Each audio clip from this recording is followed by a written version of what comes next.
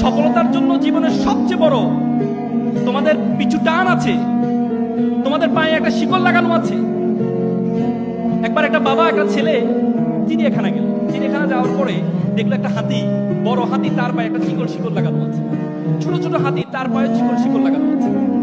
ছোট ছোট হাতিগুলো শিকলটা ছেড়ার চেষ্টা করছে, আর বড় হাতিটা স্তব্ধ হয়ে দাঁড়িয়ে আছে। শিশু চিন্তা করলো, বড় হাতিটা যদি টান দেয় তাহলে শিকলটা ছেড়ার কথা, কিন্তু বড় হাতিটা দাঁড়িয়ে আছে কেন? তখন বাবাকে জিজ্ঞেস করলো। বাবা বললো, তাহলে এক কাজ করি, কেয়ারটেকারকে একটু জিজ্ঞেস করি। পরে কেয়ারটেকারকে জিজ্ঞেস করা হয়, আচ্ছা বলুন তো, এই যে ছোট ছোট হাতিটা শিকলটা ছেড়ার চেষ্টা করছে, কিন্তু বড় হাতিটা স্তব্ধ হয়ে দাঁড়িয়ে আছে, বড়টা টান দিলে তো ছিঁড়ে যায়। তখন কেয়ারটেকার বললো, দেখেন, এই বড় বড় হাতিগুলো যখন ছোট ছিল তার পায়ে শিকলটা লাগানো হয়েছিল, তখন সে এই ছোট ছোট হাতির মতো চেষ্টা করেছিল ছেড়ার জন্য, তখন সে পারেনি। তার মাথার মধ্যে সেট হয়ে আছে, তখন যেহেতু পারিনি, এখন আমার দ্বারা আর পারা সম্ভব না, সম্ভব না, সম্ভব না। তোমাদের মাথার মধ্যে সে শিকল লাগানো আছে যে তোমার বড় বোন চেষ্টা করেছে বড় জায়গা অক্সফোর্ডে যাওয়ার, বড় বোন চেষ্টা করেছে ঢাকা বিশ্ববিদ্যালয়ের শিক্ষক হওয়ার, বড় বোন চেষ্টা করেছে বিসিএস ক্যাডার হওয়ার, সে হতে পারেনি। সুতরাং তুমিও পারবা না, তোমার মাথার মধ্যে সেট হয়ে আছে, সেটা থেকে বের হয়ে আসতে হবে। পরিশ্রমের কোনো বিকল্প নেই। মনে রাখবা, পরিশ্রম তার পারিশ্রমিককে কখনো খালি হাতে ফেরায় না, কখনো না, কখনো না। তুমি পরিশ্রম কর, পৃথিবীর সবচেয়ে বড় সংজ্ঞা। পরিশ্রমের কোনো বিকল্প নেই, পরিশ্রমের কোনো বিকল্প নেই। একটা এক্সাম্পল তোমাদেরকে দিই। একবার একটা অঞ্চলে তারা চিন্তা করে একটা মন্দির বানাবে। তো মন্দিরের জন্য কি লাগে? মূর্তি লাগে।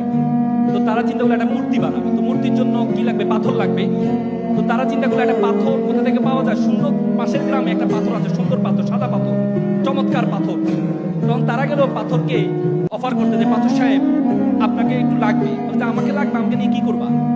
বলছে, আপনাকে নিয়ে আমরা একটু 6 মাস একটু কাটবো, কষবো, বাঁচবো, এরপর আপনাকে মূর্তি বানাবো, মন্দিরে রাখবো, সবাই এসে আপনাকে সেলুট করবে, প্রণাম করবে, সালাম করবে। 6 মাস না, এ কষ্ট আমাকে কষ্ট ছাড়া যদি কোনো কাজ থাকে সেটা বলো। বলছে, না, আপনাকে তো এইভাবে রাখলে তো কেউ সালাম করবে না। তখন অবহেলিত একটা পাথর ছিল পাশে, কালো পাথর। সে বলে, স্যার আমাকে নিয়ে যান, 6 মাস না, 1 বছর ধরে আমাকে কাটেন, বসেন, মাজেন, কোনো সমস্যা নেই। পরবর্তীতে এই কালো পাথরটাকে নিয়ে যাওয়া হয়। নিয়ে যাওয়ার পর 10 জন মিলে তাকে কেটে ঘষে কাটাকাটি শুরু করলো। 10 মাস ধরে কাটছে। কাটার পর তাকে মূর্তির অবয়ব বানালো। অবয়ব বানার পর মন্দিরে রাখলো। দেখা যায় সবাই এসে তাকে প্রণাম করছে, সালাম করছে, নারিকেলে পানি ঢালে। দেখলো তো বিশাল লাইন পড়ে গেছে নারিকেলে পানি। তারা চিন্তা করলো, এই যে প্রত্যেকের হাতে একটা নারিকেল যদি আমার দেয়ালে ভাঙে তাহলে আমার দেয়াল তো ফেটে যাবে। তখন তারা কি চিন্তা করলো, ওই পাথরটাকে একটা অফার দিয়ে দেখি, এখানে কাটা ঘষার কোনো কাজ নেই। তখন গেল সাদা পাথর সাহেব, আপনার একটা চমৎকার কাজ পেয়েছি। বলে, কি কাজ? বলছে, আপনাকে কাটবে না, ঘষবে না, মাজবে না, কিচ্ছু করবে না, শুধু নারিকেল ভাঙবে। চমৎকার। 6 মাস না, 6 মাসও লাগবে, এখন থেকে কাজ শুরু। আপনার এখন থেকে আপনার কাজ শুরু, রেডিমেড কাজ। ভালো কথা। পরে তাকে নেওয়া হয়, প্রত্যেকে সে নারিকেল ভাঙে। আবার জুতোর পিতি খুলে গেলে তার পায়ে উপরে জুতা রাখে, পিতিটা লাগায়, আসতে যাইতে লাথি মারে, পায়ের মধ্যে কোনো কাদা লাগলে তার পাথর দিয়ে তাকে মোছে, আর নারিকেলটা নিয়ে ওই যে মূর্তি, কালো মূর্তির উপর ঢালে। সবাই এসে প্রণাম করছে, সালাম করছে। সাদা পাথর ঘিরিবে না, তুই চিনি সবচেয়ে অবহেলিত পাথর, তোর সাথে কেউ সেলফি তুলতো না, আমার সাথে সবসময় মানুষ সেলফি তুলত, আর আজকে মানুষ তোকে প্রণাম করছে, তোকে সালাম করছে, আর আমাকে আসতে যেতে লাথি মারছে। তখন কালো পাথর বললো, তুমি তো দেখেছো আমাকে সম্মান করাটা, না আমাকে যখন কাটা হয়েছে, ঘষা হয়েছে, মাজা হয়েছে, 10 জন মিলে 4 দিক থেকে আমার উপর আঘাত করা হয়েছে, তখন আমি সহ্য করেছি বলেই আজকে মানুষ আমাকে প্রণাম করছে, সালাম করছে। তুমি যদি মনে করো পরিশ্রম করবা না, কষ্ট করবা না, এমনি মানুষ তোমাকে সম্মান করবে, এত সহজ? আমরা সবসময় বলি, আমরা একটা হাদিসের কথা, তকদির কখনো পরিবর্তন হয় না, কপালে যেটা আছে সেটা, কপালে যেটা আছে সেটা। অথচ আল্লাহ তাআলা কোরআনে বলেছে, ওয়ালাইসা লিল ইনসানি ইল্লা মা সাআ। আল্লাহ বলেছে মানুষ ততটুকুই পায় যতটুকু সে চেষ্টা করে। এবং আল্লাহ তাআলা কোরআন আরেকটা আয়াতে বলেছে, ইন্নাল্লাহা লা ইউগাইয়িরু বিকাউমি হাত্তা ইউগাইয়িরু বিআনফুসিহিম। আল্লাহ কোন জাতির ভাগ্য পরিবর্তন করে না যতক্ষণ পর্যন্ত ওই জাতি এবং ওই ব্যক্তি নিজের ভাগ্য পরিবর্তন করার চেষ্টা না করে। আর তুমি মনে করো চেষ্টা করবা না, এমনিই তুমি সফল হয়ে যাবা, তোমাকে মানুষ সালাম করবে, প্রণাম করবে না, এমনি করবে না, তোমাকে এমনি কখনো করবে না। তোমরা মাইক্রোসফটের প্রতিষ্ঠাতা, নাম কি বলতো? বিল গেটসের কয়েকদিন আগে আমি একটা বই পড়লাম, বইয়ের নাম ছিল রোড অ্যাহেড।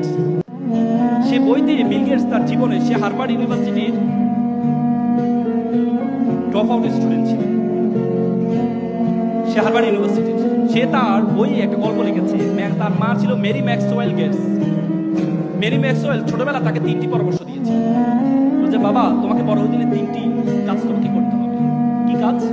একটি হচ্ছে you have to be exceptional, তোমাকে ব্যতিক্রম হতে হবে। দ্বিতীয় হচ্ছে বিং ড্রিভার, ড্রিম বিগার, তোমার স্বপ্ন হবে অনেক বড়। তৃতীয় হচ্ছে রিড লটস অফ বুকস, প্রচুর বই পড়তে হবে। যখন তাকে ছোটবেলায় পরামর্শ দিয়েছিল বি এক্সেপশনাল, তোমাকে ব্যতিক্রম হতে হবে, যখন বিল গেটস দেখতে পেলেন, সে যখন হার্ভার্ডে পড়া শুরু করলেন, তখন বড় বড় অফিসিয়াল যে কম্পিউটারগুলো আছে, এই কম্পিউটারগুলো তাকে ইউজ করার জন্য দেওয়া হয়। অফিসিয়াল কাজে ব্যবহার হতো তখন কম্পিউটার। তখন বিল গেটস চিন্তা করলো, আমি অফিসিয়াল কাজে কম্পিউটার না, আমি এমন একটা মাইক্রো কম্পিউটার আবিষ্কার করব যেটা ঘরে বসে এটা ইউজ করা যায়। বিল গেটস ইউনিভার্সিটি ক্লাসে যাওয়া বন্ধ করে দেয়। পরবর্তীতে বিল গেটস 4 বছরের মাথায় যখন মিনি কম্পিউটার, জনক বলা হয়, মিনি কম্পিউটার আবিষ্কার করলেন, তখন তার বন্ধুরা পড়াশোনা শেষ করে এসে তার মাইক্রোসফটে এসে জব করা শুরু করেছে। বি এক্সেপশনাল, ব্যতিক্রমিত। তোমাদেরকে আমি বলবো না পড়াশোনা বাদ দিয়ে শুরু করো, সেটা বলবো না। মনে রাখবা, জিকে বলা হয় আগে বলতো জেনারেল নলেজের যোগ, এখন জিকের কোনো ভ্যালু নেই। এখন এসকে, স্পেশাল নলেজ লাগবে তোমার। তোমাকে এমন একটা গুণ মেক শিওর করতে হবে যে গুণটা 10 জন থেকে তোমাকে পার্থক্য করে দিবে। আগে বলতো নলেজ ইজ পাওয়ার, এখন বলে knowledge is powerless without skill. দক্ষতাবিহীন নলেজের কোনো ভ্যালু নেই। তুমি যদি দক্ষ না হও, এই নলেজের কোনো ভ্যালু থাকবে না। তোমাকে এমন একটা দক্ষতা অর্জন করতে হবে। বিলিভ অর নট, বিশ্ববিদ্যালয়ের জীবনে যতটুকু পড়েছি, একটা শব্দ, একটা ওয়ার্ড কাজে আসে নাই। ক্যারিয়ারে একটা শব্দ কাজে আসে নাই। কাজে আসছে কি? ঢাকা বিশ্ববিদ্যালয় ডিবেটিং সোসাইটিতে ডিবেট করেছিলাম, বিভিন্ন সোশ্যাল অর্গানাইজেশনের সাথে যুক্ত ছিলাম, কমিউনিকেশন স্কিল ছিল, অনেকের সাথে পরিচয় হয়েছিলাম, শত শত মানুষের সাথে পরিচয় হয়েছিলাম। এটা কাজে আসছে সবচেয়ে বেশি। এই জন্য তোমাদেরকে বললো, তোমাদেরকে সবচেয়ে গুরুত্বপূর্ণ দক্ষতাগুলো অর্জন করতে হবে ফার্স্ট ইয়ার থেকে। বলে না, যার টাকা আছে সে টাকা উড়ায়, তার অনেক টাকা এই জন্য উড়ায়, আর যার সময় আছে সে সময় উড়ায়। তোমাদের সবচেয়ে বেশি আছে হচ্ছে তোমাদের সময়, আর তোমরা সেটাকে উড়াও, টাকার মতো উড়াও, তাহলে কখনো বড় হতে পারবে না। এই জন্য ফার্স্ট ইয়ার থেকে বিভিন্ন ডিবেটিং ক্লাবের সাথে পৃথিবীতে যত স্কিল আছে, speaking skill is the finest, most finest skill all over the skill. Speaking skill, কথা বলার দক্ষতা সবচেয়ে গুরুত্বপূর্ণ। মানুষকে ইমপ্রেস করার গুরুত্বপূর্ণ সবচেয়ে বেশি। আমরা দেখবা যে হচ্ছে মানুষকে দেখবা, একটা মানুষ তোমাকে নিয়ে, তুমি যখন একটা মানুষের সাথে প্রথম পরিচয় হবা, 4টা জিনিস মনে রাখবা। আমরা কি করি মানুষের সাথে প্রথম পরিচয় হলে? প্রথম হ্যান্ডশেক করেন, ভাইয়া আমি মামুন, ভাইয়া। তুমি যখন এভাবে হে হে করো, দেখে বুঝে যাক তোমার ওয়েট কতটুকু আছে। তুমি যদি বলো ভাইয়া আমি ঢাকা বিশ্ববিদ্যালয়ের প্রথম বর্ষে পড়ি, শুরু করো। তুমি যদি ভাইয়া আমি মামুন, হে ভালো আছে ভাইয়া, তখন যার সাথে কথা বলে সে বুঝে যাবে তোমার ওয়েট কত। দ্বিতীয় হচ্ছে, আমাদের একটা স্বভাব আছে, আমরা দ্বিতীয় মানুষকে সবসময় বদনাম করার চেষ্টা করি, যে ভাইয়া ছবিতে তো আপনাকে অনেক সুন্দর লাগে, বাস্তবে তো আপনি এত সুন্দর না। তাহলে এই ভাইকে তোমার সাথে কথা বলবে? বলবে?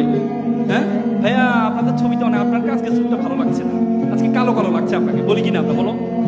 আচ্ছা, তোমাকে প্রথম কথা বলতে হবে, ভাইয়া ছবি থেকে বাস্তবে আমি অনেক সুন্দর। এটা যখন বলবে ভাইয়া, তখন একটু একটু বুঝো নাই, একটু কি, হ্যাঁ শোনো, পৃথিবীতে প্রশংসা পছন্দ করে না এমন কোন মানুষ আছে? আল্লাহ প্রশংসা পছন্দ করে। আল্লাহ আমাদেরকে সৃষ্টি করেছেন, কিন্তু প্রত্যেক নামাজের শুরুতে আমাদের আলহামদুলিল্লাহ রাব্বিল আলামিন আর রহমান, তুমি সকল প্রশংসা একমাত্র আল্লাহর, যিনি এটা তৈরি করেছেন, ওইটা তৈরি করেছেন, যিনি আমাদের তৈরি করেছেন। প্রত্যেক নামাজের শুরুতে যদি সূরা ফাতিহা না পড়ো, তাহলে নামাজে হবে না তোমার।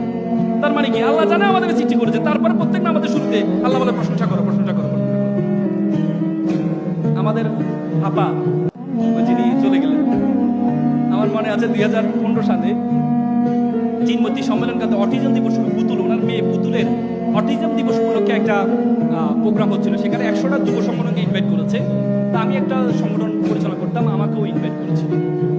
ইনভাইট করার পরে যেহেতু আমি তখন 2 জনকে কথা বলার সুযোগ দিলেন যারা কথা বলতে পারেন, তার মধ্যে আমাকে কথা বলার সুযোগ দিলেন। তা আমি স্টেজে তখন দাঁড়াইলাম কথা বলার জন্য, তখন আপা এসে উপস্থিত। আপা আসার পরে কেউ কি আমার দিকে তাকানোর সুযোগ আছে? সবাই আপা আপা, মানে স্লোগান উপর স্লোগান, স্লোগান উপর স্লোগান। আমি আর কি করবো, আপা আরে কিভাবে? তখন আমি বললাম যে মাননীয় প্রধানমন্ত্রী, কারণ হাওয়া তো মারতে না, আমার কথা তো সে শুনবে না। ছোটবেলা আমি একটা কবিতা পড়েছিলাম, চাঁদ নয় সূর্য নয়, নয় তুমি পাহাড়ি ঝর্ণা, যদি বলি ফুল তাহলে হবে ফুল, তুমি তোমার তুলনা। আজকে এখানে এসে বলতে ইচ্ছে করছে, চাঁদ নয় সূর্য নয়, নয় আপনি পাহাড়ি ঝর্ণা, যদি বলি ফুল তাহলে হবে ফুল। আপা আপনি আপনার তুলনা, আপনি আপনার তুলনা। আপা তো পাইছে। আপা এবার আমার দিকে তাকাইয়া এভাবে রয়েছে। আমি বললাম, আপা আমি আরেকটি কবিতা পড়েছিলাম, তুমি যে জিনিস জানতে কেন এত ভালো লাগে তোমাকে, আমি বহুবার উত্তর খুঁজেছি, তার উত্তর এখনো পর্যন্ত খুঁজে পাই না, কেন বেশি এত ভালো লাগে আপনাকে? আপা তো পুরো 4 মিনিট আমি কথা বললাম, 4 মিনিট এমনি রয়েছে। এমনি রসার পর, শেষ করার পর আমাকে ডাকলো। আমি বললাম, আপা আমি আপনার ইউনিভার্সিটি করতে, ঢাকা ইউনিভার্সিটি? জি জি। হ্যাঁ, good.